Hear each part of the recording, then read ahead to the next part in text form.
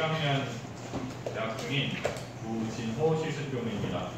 저저번 주에 광양교당에 이제 형사님께 공부 배우러 와서 공부를 하다가 저번 주에는 이제 새만금 스카우트 잼버리 중급 훈련이 있어서 잠깐 이제 익산에 다녀와서 오늘 다시 인사드리게 됐습니다. 익숙하신 분들도 계시고 이제 처음 보시는 분들도 계신 것 같아서 이제 간략하게 자기소개 잠깐 해드리도록 하겠습니다. 저는 형사님하고는 이제 중학교 때부터 이제 인연이 됐었거든요. 형사님 아들이 신성에서 만난 친구여가지고 그때 인연으로 이제 출가를 해야겠다라고 이제 마음을 먹어서 고등학교 졸업 후 바로 연광대학교 원불교학과로 출가를 하게 됐습니다. 그렇게 이제 출가를 하고 군대까지 갔다 온 다음에 휴학 없이 지금 28살 엊그제 이제 두 살이 어려졌더라고요. 생일이 안 지나서. 그래서 이제 26살. 나이 말하는 비율을 정확하게 말하는 아니 빠릇빠릇하게 열심히 공부해보라는 뜻입니다. 그래야 알지. 그렇게 해서 이제 광양교당에 다시 공부를 하러 오게 됐습니다. 그러고는 추후에는 또 이런저런 훈련들도 있고 프로그램들도 진행해야 될 것도 있어가지고요. 네, 아마 진행을 하게 될 것 같습니다. 그렇게 저희들은 이렇게 방학만 되면은 각자 연고지에 따라서 이제 교당에 가기도 하고 또는 이제 상사원이나 중법실 또는 이제 기관 그런데 이제 가서 공부도 하고 일도 도와드리고 그러기도 하는데요. 네. 하나를 깜빡했네요. 저는 이제 간사 근무는 법무실에서 이제 했었습니다. 경산 상사님께서 종목사님으로 계실 때 법무실에서 이제 간사 근무를 2년간 했었습니다. 그래서 이제 방학이 되면은 저희들은 이제 저는 경산 상사님께 방학했습니다. 건강하신가요? 하고 이제 인사를 드리러 가고 또 이제 추천 교우님께도 인사도 드리고 이제 형사님께도 이제 공부를 하러 이렇게 광양교당에 오고 다른 교우들은 또 각자의 연고지에 따라 2년에 따라서 연고지에 가서 이제 방학을 지내는데요. 그렇게 각 기관에 가서 각 교당에 가서 공부를 하다 보면은 아무래도 방학 동안에 이제 집에서 늘어지는 것보다 타력을 힘입어서 공부를 하는 게 이제 훨씬 더 수월하더라고요. 또 방학이 끝나면은 각자 방학 기간 동안에 어떤 스승님들 밑에서 공부를 했는지 이제 서로 소개를 하는 시간도 이제 가지는데요. 이게 약간 좀 무용담처럼 되기도 하더라고요. 우리 교당의 교무님은 이렇게 공부를 가르치시더라. 여기 상사원에서는 이런 일도 하고 이렇게도 이제 공부를 하시더라. 이번에 또 경산 상사님께서는 이런 진리를 가지고 또 설법을 해주시더라. 광양교당 형사님께서는 끼니마다 이제 법문을 해주신다더라. 그렇게 이제 무용담 같이 서로 공유를 합니다. 그렇게 이제 무용담을 이제 공유를 하고 나면은 어디 교당 교무님은 참 훌륭하신 교무님이시구나. 공부를 이제 참 잘 가르쳐 주시는 교무님이시구나 하면서 다음에는 저기 교당으로 한번 가봐야겠다. 그렇게 마음을 먹고 이제 학기를 시작하게 되는 것 같습니다. 이처럼 어른들의 품 안에서 공부를 하다 보면은 이제 성장하는 것도 있지만 쓸데없는 것도 이제 같이 자라나기도 하는데요. 그것은 제가 모시고 있는 스승님이 최고며 그런 스승님을 모시는 나 역시 훌륭한 사람이다라고 생각하는 아상입니다. 특히나 저는 경산 상사님을 모시고 법무실에서 간사 근무를 하다 보니 나는 중법사님을 모신 사람이야 라는 생각을 가지고 학교를 다녔습니다. 이는 저 자신이 중법사님께 누가 되지 않기 위해서 스스로 조심하는 그런 원동력이 되기도 했지만 저도 모르게 모시고 살았다라는 것만으로 중법사님과 동일시하는 그런 스스로를 축켜 세우는 그런 아상으로 작용을 했습니다. 그러던 어느 날 문득 알아차린 게 하나 있는데요. 제가 경산 상사님을 2년간 모시고 살았다는 것만으로 경산 상사님은 어떤 어른인가 하면서 아는 척하고 경산 상사님을 귀에 업어서 스스로를 상사님의 급으로 치켜 세우려고 한다는 것을 알아차렸습니다. 그 2년 잠깐 모시고 공부한 것이 스스로를 상사님과 동일시하려고 했다는 것이 부끄러웠습니다.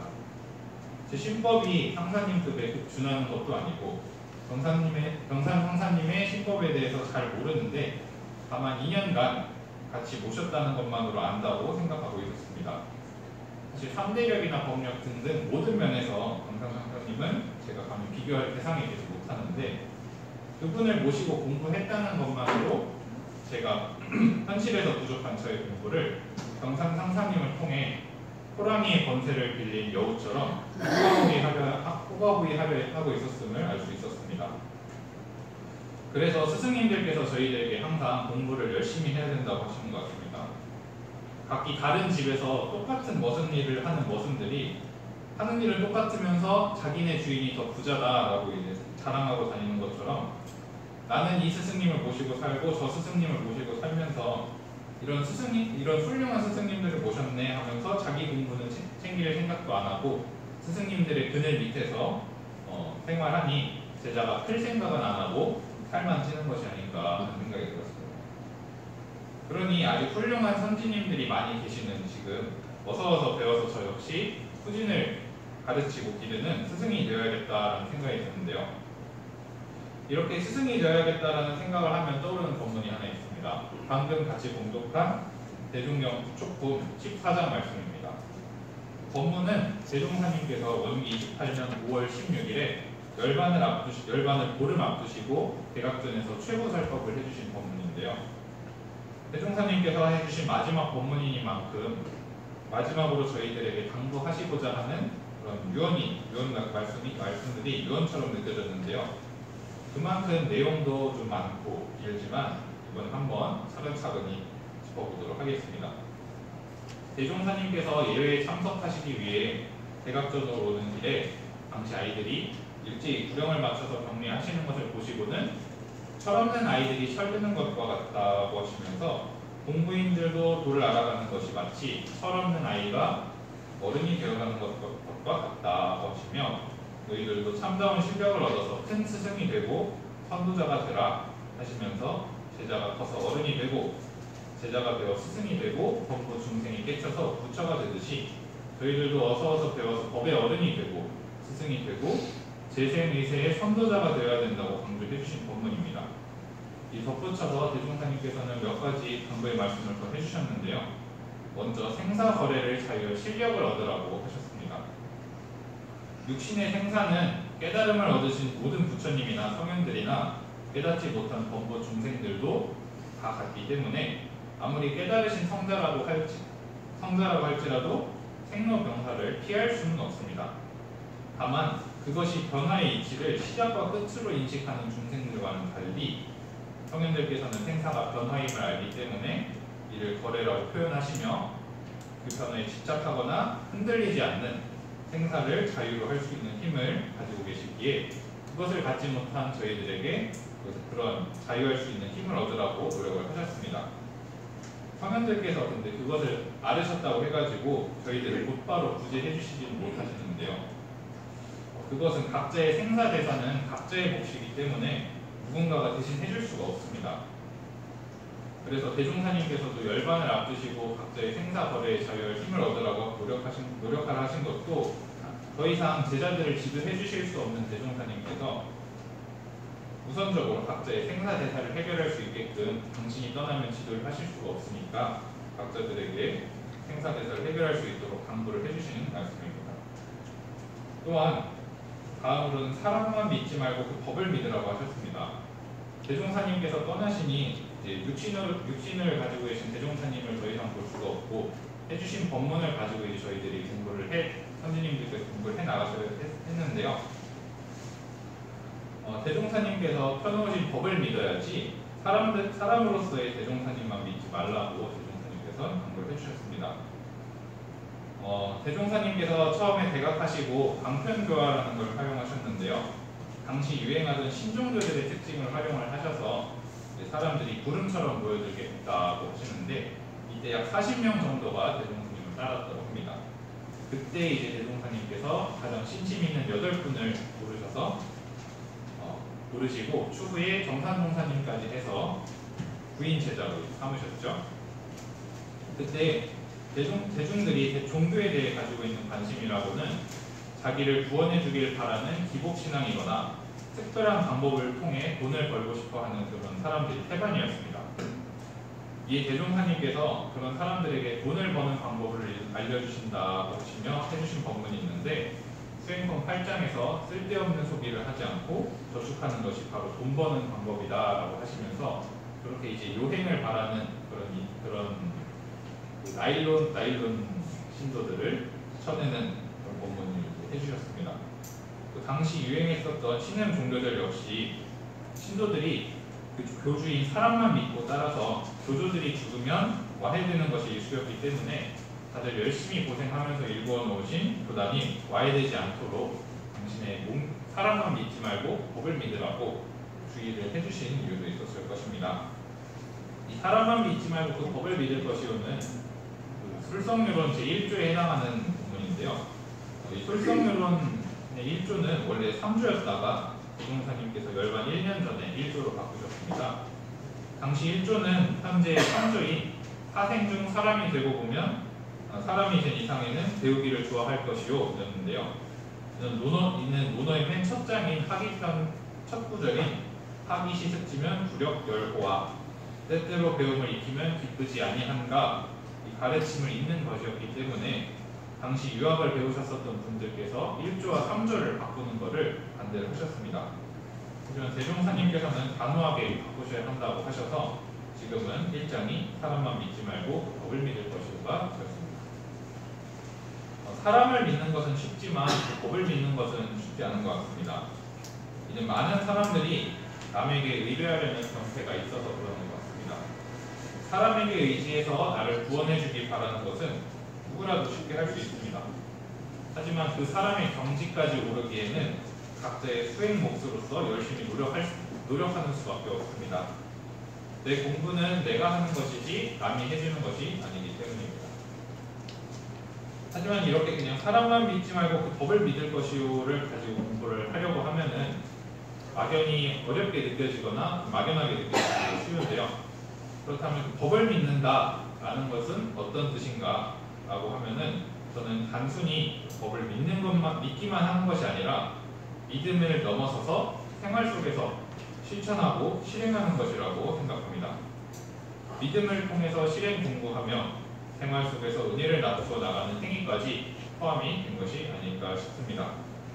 게다가 모든 것은 이소성대, 작은 것으로부터 큰 것을 이루는 것으로 작은 의심과 아르마리로부터 큰 의심과 깨달음으로까지 이어지는 것처럼 저희들의 공부 역시 작은 것으로부터 반복된 훈련을 통해서 큰 힘을 얻을 수 있는 것이 아닐까 하며, 생활 속의 실천을 통해 사람만 믿지 말고 법을 믿는 공부를 할 수 있지 않을까 싶어서 제가 그 표준을 한번 소개해드리고자 합니다. 바로 제 주변에서부터 우리가 대하는 상대방의 본의를 파악하는 것으로 시작을 할 수 있을 것 같습니다. 공부를 할 때 어른들께서 항상 본의를 파악하는 것이 중요하다고 이제 말씀을 해주셨는데요. 법문이라는 것이 아무래도 그 옛날 시대에 옛날 사람들을 대상으로 해서 해주신 법문이다 보니 지금 저희들이 생각하기에는 100% 일치하거나 와닿지는 않는 그런 경우들이 있어서 그 시대와 그 인물들, 그 분위기가 어땠는지를 파악을 하고 그 본의가 어떤 본의로 그렇게 법문을 해주셨는지 그것을 파악을 하는 것이 이제 중요하다고 생각이 듭니다. 저는 이제 제가 초등학교 때 하루는 이제 학기 마지막 수업을 마치고 이제 라면 파티를 한 적이 있어요. 라면 파티를 했는데 그때 라면을 먹을 때 라면이 너무 맛있는 거예요. 집에서는 싱겁게 끓여져가지고 친구들이랑 끓여 먹을 때 그 라면이 너무 맛있어가지고 이거를 맛있는 거를 부모님께도 갖다 드려야겠다 라는 생각에 라면을 이제 용기에 담아가지고 집에 가져간 적이 있습니다. 결과는 아마 안 보셔도 다 아실 건데 라면이 이제 퉁퉁 불어가지고 먹을 수가 없는 상태가 됐었습니다. 근데 이제 부모님께서 이제 제가 맛있는 라면을 가지고 왔다라고 하면서 드리는 게 그렇게 불어 터진 라면인데 이제 부모님 입장에서 봤을 때 좀 황당할 수도 있겠지만 다행히 저희 부모님께서는 제가 그 맛있는 거를 함께 나누고자 했었던 그 본의를 파악을 해주셔가지고 저한테 불어터진 라면을 가지고 온 저를 본 게 아니라 맛있는 것을 가지고 오려고 했었던 그런 본의를 봐주셔서 고맙다고 해주셨었던 것이 이제 기억에 남습니다. 이처럼 가까운 주변 사람들의 본의를 파악을 해주는 그런 공부를 하면은 저희들이 법을 믿는 공부로 나아갈 수 있지 않을까 싶습니다. 하지만 본의를 파악을 한다고 해서 곧바로 이게 법을 믿는 것까지로 이어지지 않는데요. 본의를 파악한다는 것이 장사나 사업을 하시는 분들은 이제 분들 중에 눈치가 빠른 분들은 좀 빨리 캐치를 하실 수도 있겠지만 이제 또 그렇지만은 않는다는 것도 아실 것입니다. 머리로 아는 수준을 넘어서 마음으로 와닿는 영역까지 이것이 이어져야 되기 때문인데요. 저는 본인은 파악했지만 이제 그것이 끝까지 이어지지 못했었던 적이 한 번 있었는데 이제 방학 때 이렇게 이제 좀 쉬다가 하루는 이제 아버지께서 페인트 일을 하셔요. 아버지께서 페인트 일을 하시는데 그걸 이제 일손이 부족하다고 저보고 이제 도와달라고 하셔서 도와드리러 일을 한번 간 적이 있습니다. 공사 중인 지하실 외벽에 페인트를 칠하는 일이었는데요. 혼자 하기엔 규모가 크고 이제 둘이 사람을 불러서 하기에는 일이 좀 작아서 이제 집에서 쉬고 있는 저를 데리고 가는 게 아버지께는 조금 더 용이하시지 않았을까 싶어서 또 이제 오랜만에 온 아들에게 용돈도 쥐어주시고자 이제 부르셨구나 라고 이 일을 파악을 해서 도와드리러 갔는데 아버지와 같이 일한 적이 많이 없다 보니까 아버지의 일 스타일이라든지 그 현장에 그 주의해야 될 점이라든지 일의 순서라든지 그런 것들이 이제 많이 미숙했던지라 이제 제가 눈치껏 이것이 필요하지 않을까라고 생각을 하면서 아버지를 위해서 이제 여러 가지 일을 하더라도 아버지께서는 그냥 가만히 있으라라고 이제 이야기를 하실 수가 있거든요. 사실 가만히 있으라고 하신 말씀도 힘든 일을 안 시키고 좀 최대한 좀 쉬게 해주시려는 아버지의 뜻이었다는 걸 알고 있었지만 이제 일과 이치를 병행하는 이제 원불교인으로서 그걸 두고 볼 수만은 없었죠. 저도 아버지께 도움이 되기 위해서 열심히 이제 하려고 했지만 별일 없이 가만히 있으라고 하시니까 저도 아버지께 좀 답답한 마음이 들었습니다. 그러다가 이제 선을 칠하기 위해서 테이프를 이제 붙여놓고 그 위에 페인트를 칠하고 테이프를 떼면은 이제 일정하게 선이 나오잖아요. 그 작업을 이제 하려고 하는데 제가 봐도 테이프 붙인 게 삐뚤어져 있어요. 그래가지고 아버지 이거 삐뚤어져 있다. 삐뚤어져 있으니까 이제 바로 잡아야 된다고 이제 말씀을 드렸는데 아버지께서는 제 말 안 들으시고 일을 진행을 하셨다가 선이 삐뚤어져서 다시 한번 페인트칠을 했었던 일이 있었는데요. 그때 이제 처리하지 못했었던 저의 감정들이 경계를 이기지 못하고 터져 나왔습니다. 처음에는 잘 도와드려야겠다라는 마음으로 온데간데 없고 이럴 거면 사람 불러다 쓰지 뭐하러 이걸 불렀냐라고 하면 화를 냈었는데요. 어찌어찌 일이 다 끝나고 아버지께서 이제 일당이라고 주신 돈을 확인을 해봤는데 인부를 부르는 것보다 많은 돈을 보내주시더라고요. 그래서 이제 화를 냈었던 저 자신에게 부끄러워서 죄송하다고 사과를 드렸었는데요. 이처럼 이제 처음에 아버지께서 용돈을 주려고 저를 부르신 것도 알고 또 이제 와가지고 일을 좀 편하게 하다 가라고 한 아버지의 마음도 이제 알지만 본의를 파악을 했으면서도 가깝다는 이유로 마음을 함부로 쓰거나 또 이제 생각과 제가 생각하는 생각과 아버지의 생각 또는 이제 각자의 습성이 또 다르니까 그런 것들로 인해서 마음을 챙기지 못하다 보면은 경계를 당해서 알고 있었던 본의도 잊어버리고 이제 심하면 제멋대로 해석을 해서 아버지가 이러면 날 뭐하러 불렀나 라는 이제 생각까지 하게 되면서 원망의 씨앗을 틔우기도 합니다. 그래서 이렇게 본의를 파악하는 데 있어서 본의를 파악하는 공부에서 가장 주의해야 할 점은 제가 지은 자신의 습관과 업력 때문에 내가 보고 싶은 방향으로 보는 그런 것을 주의해야 될 것 같습니다.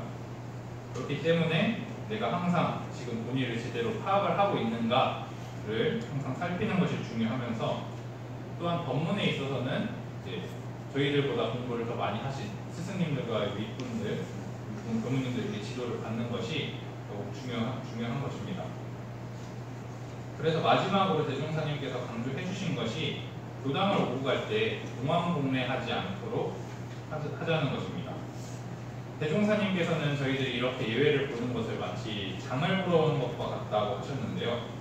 이왕 장을 보러 왔으면 내 물건을 갖다 팔기도 하고 필요한 물건을 사기도 해야지, 이렇게 그냥 슬렁슬렁 나왔다가 슬렁슬렁 돌아가는 거는 무슨 소용이냐라고 하시면서 그렇게 예외를 번성으로 다니는 사람을 건달장군이라고 이제 비유를 하시더라고요. 무언가를 알게 되었다던가 감상이 들었다거나 의심이 들었다던가 하는 그런 것들이 생기면 교당에 와서 좋은 말은 대중에게도 알려주시고, 의심되는 것은 제출하여 배워도 가고, 좋은 말은 들었다가 실생활에 가서 활용하기도 해야지 빈손으로 왔다가 빈손으로 가지 말라는 것입니다. 대종사님께서 떠나시면은 서로가 서로를 가르치고 배워야 하기 때문에 가르치고 배워서 대종사님의 뜻을 이어가야 합니다. 그렇기 때문에 대종사님께서는 교당내왕시 주의사항 6조를 통하여 대종사님이 계시지 않아도 저희들이 교법을 공부해가면서 이어갈 수 있는 그런 길을 제시해 주셨습니다. 또한 교당내왕시 주의사항의 문답강정 해열을 얻기 위해서 정기훈련과 상시훈련을 통한 공부를 해나가서 미리 공부의 자료를 준비해두고, 그것을 바탕으로 저희들이 실생활에서도 교당에서도 공부를 할 수 있도록 자료를 준비할 수 있게 해줘야 됩니다. 그냥 듬성듬성 공부했다가 일요일만 오면 교당에 와서 좋은 말씀을 듣는 것은 아무래도 한계가 있습니다. 평소에는 성시응용 주의사항을 비롯한 성시훈련을 통해서 정기훈련의 공부 자료를 준비하고, 정기훈련 때는 정기훈련 과목을 통해서 상시훈련의 공부 자료를 준비하며, 교당에 와서는 교당내왕시 주의사항을 통해 운영하면서 공부를 하면 더욱 빠르고 효과적으로 공부를 할 수가 있을 것입니다. 저는 이런 생각을 한 적도 있습니다. 나는 새시대 세종교인 원불교를 다니는 훌륭한 사람이다.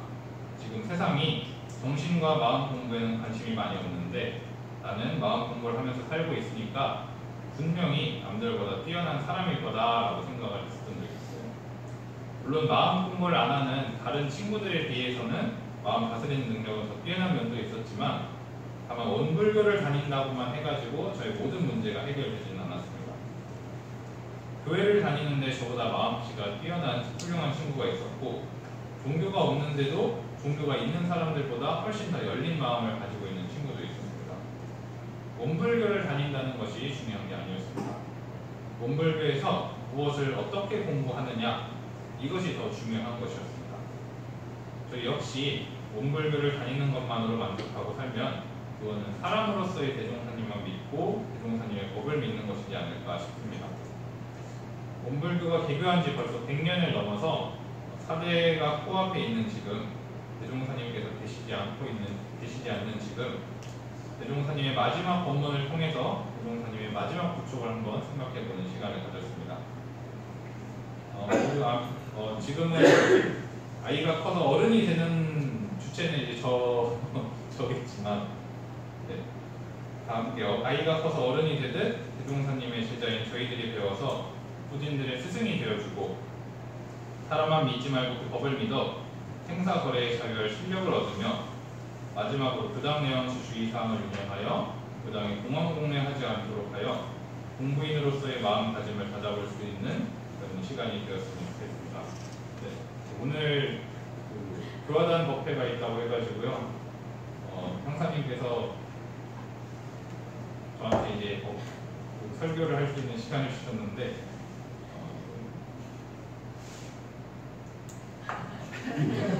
떨리네요.